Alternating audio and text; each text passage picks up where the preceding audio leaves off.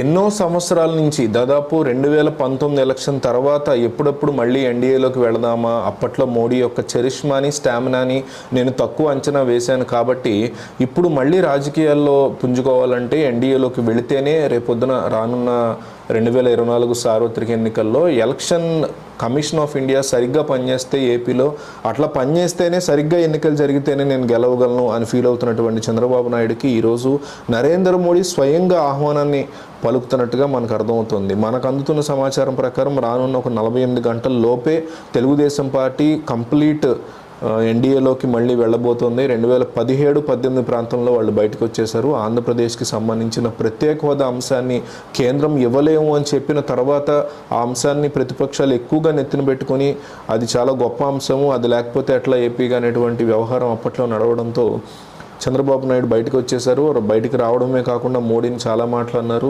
తర్వాత ధర్మ పోరాట దీక్షలు కూడా చేశారు ఆంధ్రప్రదేశ్కి అనుకూలంగా. అప్పట్లో ప్రతిపక్షానికి ఎట్లయితే ప్రత్యేక హోదా అన్నారో అట్లాగే ప్రత్యేక ప్యాకేజీని కూడా యాక్సెప్ట్ చేసిన చంద్రబాబు మళ్ళీ తర్వాత దాన్ని కూడా వెనక్కి ఇచ్చేశారు మాకు వద్దు అని.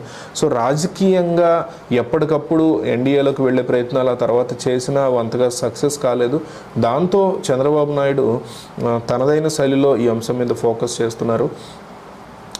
ఎప్పటి నుంచో కూడా రాయబారాలు నడిపిస్తున్నారు. మరోపక్క తెలుగుదేశం పార్టీతో ముందుకు వెళితే రానున్న 2024 లోక్సభ ఎన్నికల్లో తమకి కూడా ఎక్కువ ఎంపీ సీట్లు వస్తాయి, ఆంధ్రప్రదేశ్లో గెలిచే అవకాశం ఈసారి ఖచ్చితంగా తెలుగుదేశంకి ఉంది అని తన ఇంటెలిజెన్స్ రిపోర్ట్లో కూడా తెచ్చుకున్నటువంటి బీజేపీ పార్టీ తెలుగుదేశంతో కలిసి వెళ్ళడానికి ఆసక్తి చూపిస్తోంది. తెలుగుదేశంతో వెళితే 25లో కనీసం 3 ఎంపీ సీట్లైనా తమకిస్తే ఆ 3 తాము కనుక గెలవగలిగితే చంద్రబాబు యొక్క వేవ్ ఏదైతే వర్కౌట్ అవుతుంది అనుకుంటున్నారో ఏపీలో అది కనుక వర్కౌట్ అయితే తాము గెలవగలమని తమకున్నటువంటి టార్గెట్ ఏదైతే 400 సీట్లు అనుకుంటున్నారో అందులో బీజేపీ సొంతగా కొన్ని, ఎన్డీఏతో కూడా కొన్ని. సో ఎన్డీఏలో తెలుగుదేశం ఉంటుంది కాబట్టి 25లో ఒక 15 ఓవరాల్గా వచ్చిన 3 తమ ఉన్న 12 ఎన్డీఏకి లెక్కకు వస్తుందనే ఉద్దేశంతో చంద్రబాబు నాయుడిని ఆహ్వానిస్తూ ఎన్డీఏలోకి తెలుగుదేశం పార్టీని ఆహ్వానించబోతోంది బీజేపీ అని తెలుస్తోంది. రానున్న 48 గంటల్లో ఈ యొక్క చేరిక ఉండబోతోందని తెలుస్తోంది.